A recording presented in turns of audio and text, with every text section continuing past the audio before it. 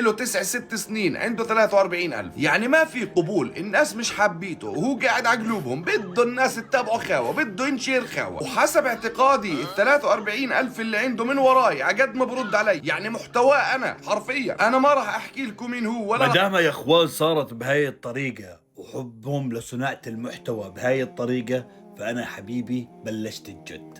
خلص من الآن يا اخوان بلشت الجد، وأنه كل واحد برشلوني فخم وكل واحد مدريدي بيتابعني باحترام يسلخ يا اخوان المتابعة.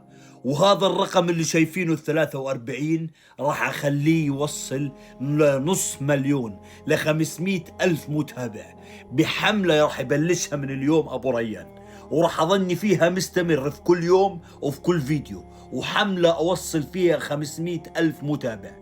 عمدا بمين؟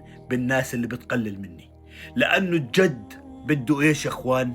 ناس تشتغل عليها، وانا نويتها. وبهمتكم انتو يا متابعين الفخمين البرشلونيين والمدريدية المحترمين، راح اكون اوصل بحملة تصدم الجميع من الان يا اخوان. اعادة نشر ولايك وشير حتى نبلش بالحملة لنوصل ابو ريان لل500,000 متابع بفترة قصيرة. التحدي يا اخوان مثل ما وعدت ابو سروال اني اشتغل على نفسي، ومثل ما قال لي ابو سروال خليهم هم اللي يتابعوك ويكونوا معاك وسند لظهرك.